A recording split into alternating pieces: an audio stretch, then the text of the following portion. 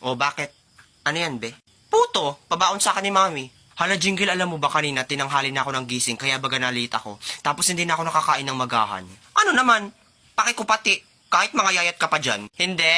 Kasi gutom na kasi ako ngayon. Tapos sayang nga lang, hindi ako mahilig sa puto eh. Ano naman? Saka bakit bibigyan ba kita? Tigas naman ang mukha mo, be. Hala, be, di mo ko bibigyan? Grabe ka naman, be. Napakasama naman ang ugali mo para naman wala tayong pinagsamahan. Ganyan pala ugali mo, ha? Napaka-fake friend mo. Walang puso. Hala siya. O, ayun na. Takaw. Hala, be, thank you. Salamat. The best ka talaga. Hala, be, grabe naman yung amoy ng puto mo. Puto pa ba to o putok? Sama ng amoy, be. Ayaw ko na. Manang pabili nga pong milk tea. Hala, Trisha, galaw ka namang ililibre mo ko ng Bake Mac saka ng milk tea Black Forest flavor. Nakakaya naman. Hoy, hindi ah. Yun na ba lahat ang order nyo? Sige. Hoy, hindi. Opo, Manang. Ang bait-bait po kasi ni Trisha, ililibre niya ako. Salamat, be. Sige, ready ko na. Hoy, Manang, makinig ka naman sa akin. Niluluga ka na ba? Porque kikita ka dyan ng malaki, tanggap ka ng tanggap. Oy, Torjang, paubos na ba yung load ko? Baka naman, loadan mo daw. Hala, Burloloy. Grabe naman ang pagka-dead hungry mo. You are very Buraotsky in the past participle of these days, ha? Be, nagtitipid kasi ako ngayon. Gusto mo ng free load? Click and download the link on my bio. Pwede ko dumalalo ng free load. Hindi lang load, pati cellphone. Ay, true ba? Sige, download ko yun mamaya. Pero baka naman, Torjang, pengin 5. Uy, Be, anong group ka? Group 3! Uy, Be, group 3 din ako. Guys, dito yung group 3. So, guys, pipili na tayo ng leader, ha? So, si Jingle na lang. Total na dito naman yung average mo last year, di ba? Nataasan mo pa ako. Be, wag naman ako. Hindi naman maalam gumawa ng research paper, eh. Saka hindi naman talaga ako matalino, eh. Yung mga sagot ko dati sa module, galing lang yun ng Brainly. Ala ka, Be! Oh my gosh, hindi ka pala dapat with honor. With horror ka dapat. Lakas kasi ng putok mo. Very bobblers. Hoy, Be, mag-isip na kayo ng research title natin, no? Naku, Burloloy, napakadali lang yung title na yan. Kanina pa ako nakagawa, eh. O, title natin. Research of Group 3, The Powerpuff Girls. O, di mo kaya. Tas, Be, ako nang bahala sa research design natin. Madami akong stock ng stickers dun sa cabinet namin nakadikit. O, ano ba gusto nyo? Powerpuff Girls? Meron din namang Voltes 5. Ay, kung ibakat ko kaya sa noo mo yung Voltes 5 na yan. Ang bobobo ninyo. O, sinong gagawa ng introduction? Ay, Be, ako na sa introduction, madali lang yan. Kailangan kasi pag gagawa ka ng introduction, dapat may confident ka. O, ito yung nagawa ko. Good morning, everyone. We are the Tubolka. And this is the research of our group. Listen carefully. Oh. Huwag na kayong gumawa! Ako nang gagawa ng introduction! Ang garis ang bobobo. Hoy, Burloloy, paubos na yung load ko, hindi makapag-research nito. Ay, Be, madali lang yan. Punta ka sa link sa may bio ko, tapos i-download mo yun, tapos laruin mo.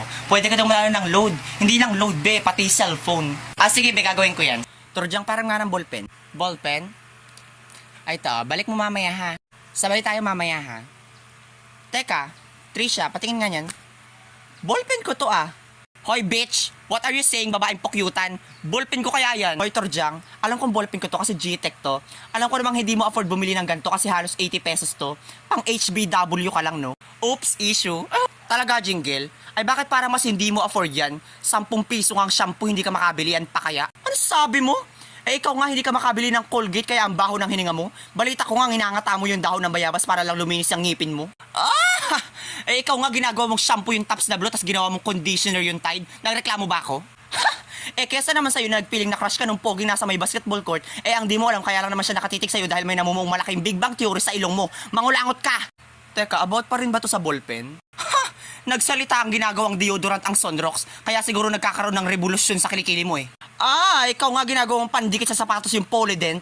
Nagsalita ang babaeng gorilang ginagawang scrub ang Sensodyne. Ang dami mong sinasabi kung palagan mo kaya ako sa labas. Sorry, I don't tolerate violence. Saan mo naman gagamitin ng violence? Tutugtog ka ba sa theater? Bobo! Akin na yung ballpen ko. Good morning po, ma'am. Lah! Snabrang putik. Kala mo naman ganda.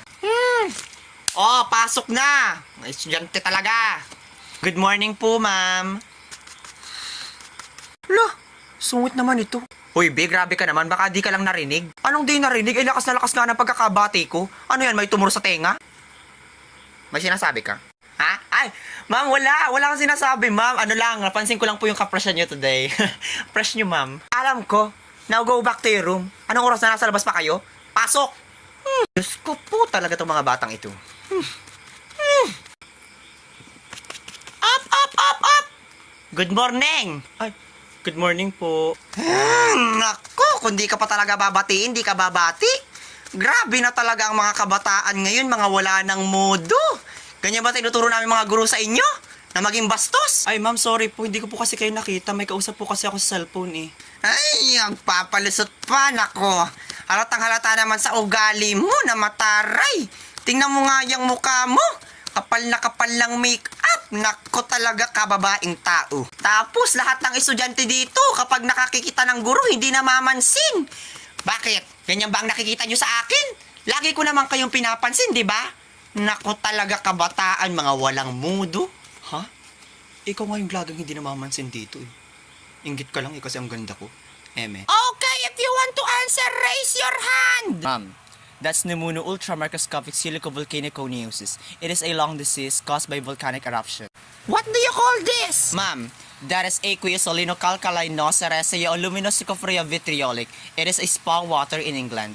How about Ma'am, this? that is called Pharostricius picomyostratus picomyoides bruneti, or also called as the soldier fly. Correct, very good. Ano daw? Halabi, nagpapagalingan na naman oh. Bayaan mo sila burluloy. Basta ako maglalaro na lang ako dito kasi pwede pa ako dito manalo ng free load, free appliances, saka ng free cellphone. Mag-download ka na rin. Link on my bio. Okay, iba naman, jingle! Lah, bakit ako, ma'am? Bilisan mo! Ano, ma'am? Bakit parang may bukol? Pigsa. Pigsahan kaya kita dyan?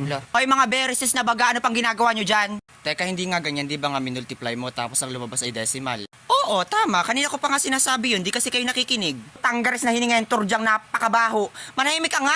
Amoy bulok na bagang eh. Hoy, Kwazo, kung may mabaho man dito yan, tainga mo yun. Ini-explain ko na naman sa inyo ng maayos. Saka hindi ko naman kasalanan na tugain ka kaya hindi mo narinig si ma'am. Ang sagot nga dyan ay 2.5. Final answer.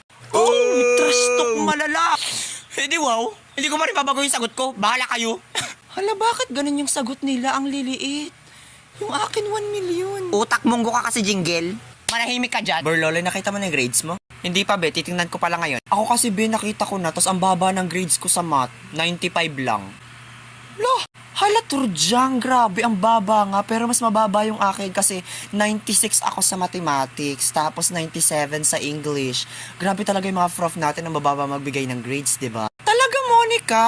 Ako kasi, hindi ako nag-iintindi sa English, tas hindi rin ako pala sagot. Tuloy ang baba ng binigay sa akin, 98 lang naman. Ako nga sa science, hindi ako nagawa ng activities, pero 98, grabe, napakababa talaga magbigay ng grades. Ako nga 82 lang eh. Ay be, mas matindi yung sa PE ko kasi nga, di ba lagi akong hinihika pag nag-PPE. Ang baba ng binigay sa akin ni sir, 99 lang naman. Ay Turjang, mas matindi yung sa akin kasi lagi ako nahihimatay sa PE, tas binigyan ako ng 99. Napakababa. Uy, Burluloy, nagtatalo na naman yung dalawa. Bayang mo yung mga talakitok na yan. Maglaro ka na lang itong nilalaro ko para manalo ka ng cellphone. Link on my bio. Tas Turjang, feeling ko ako na ang pinakabobo sa ating lahat kasi napakababa ng total average ko. 97. Oh my God. Feeling ko repeater ako. Ay hindi, Monica. Mas bobo ako sa'yo kasi nga flat 97 yung average ko. Grabe. Feeling ko nga madadrop out ako eh. Mababa ba yun? Ako nga 80 yung average ko. Sa round off pa. Ikaw ba, Jingle? Wag mo akong kausapin. Repeater ako. Pero alam mo, Monica, feeling ko ikaw na yung first honor kasi nga pilingera ka. Hindi, Turjang. Feeling ko talaga ikaw yung first honor kasi nga nangunguna yung putok mo. Hoy, ikaw bastos ka nilalagpas-lagpasan mo lang ako, hindi ka man lang bumati. Ay, sorry po Mr. Principal, nagmamadali po kasi ako, hindi ko na po kayo napansin. Aba, sumasagot pa talaga, mga kabataan talaga ngayon, mga walang modo. Sir, hindi po kita sinasagot ng masama, naghihingi lang po ako ng paumanhin. Nangangatwiran ka pa rin talaga Di ba ikaw yung anak ni Mrs. Villanueva? Natatandaan ko kaklase ko yung dati, sira-sira pa yung sapatos ng nanay mo. Ay opo, nakwento ka nga po sa akin ng nanay ko. Ikaw daw po yung kaklase niyang sira-sira ang muka. Aba, kwento niya yon? Hindi po, tinula niya. Bobo ka rin kakasabi ko lang na kwento niya. Aba, grabe yung bunga nga mo kanina ang galang-galang pa niyan, ngayon ang talas na. Magalang naman may po nga eh. Saka paano pong matalas? Hindi ko nga ito magamit-gamit pang hiwa ng patatas. Saka kung matalas man po ito, ay kanina pa po kita sinaksak. Ganon. Sisiguraduhin ko madadrop out ka sa school na ito. Takot ako. Saka paano ay naka-record ang mga pinag-usapan natin saka kung paano mo ko nilait-lait. Sino kaya sa atin ang mapatalsik? Anak kaya ako ng mafia boss. Buwisit kang bata ka? Ikaw ang buwisit. Grabe yung pagtrato mo dati sa nanay ko porque may pera ka. Saka hindi ka man lang nga naging mabait na principal. Akala mo hindi namin alam na binuburaot mo yung mga perang donasyon na para dapat sa school? Abat paano mo naman nasabi? Siyempre, gamit ang bibig, alangan naman gamit ang ilong. Saka may ebidensya ako na pasal ka sa pera. Sa tingin mo may maniniwala sa'yo? Aba, siyempre naman, madami kami, no? Saka siguradong sa kulungan ang bagsak mo. Sa susunod kasi, kapag dadaan ako, wag mo akong ipapahiya. Ikaw dapat ang gumalang. Bye-bye. At ipinagtanggol ng ating pambansang bayani ang ating bansa laban sa mga mananakop. Psst. Amoy putok ka. At sinabi nga ni Jose Rizal na kabataan ang pag-asa ng bayan. Nako talaga, daldal. Bakit kayo nanahimik? Both of you, stand up. I-share nyo sa amin yung pinagkikwentuhan nyo. Yan tayo eh. Makinig kasi sa mga itinuturo namin mga guro upang magkatotoo na kayo nga ang pag-asa ng bayan. Hindi yung daldal na daldal. Grabe talaga. Ganyan ba? Ganyan ba ang pag-asa ng bayan? Ha? Pumapasok para lang sa baon? Para makipagdaldalan? Para makipagkwentuhan? Para matulog? I don't think so. Sayang ang pinapaaral ng magulang. Kaya sinasabi ko sa inyo, makinig lagi. Kasi dadalhin nyo to pagtanda ninyo. Both of you, to the guidance office right now.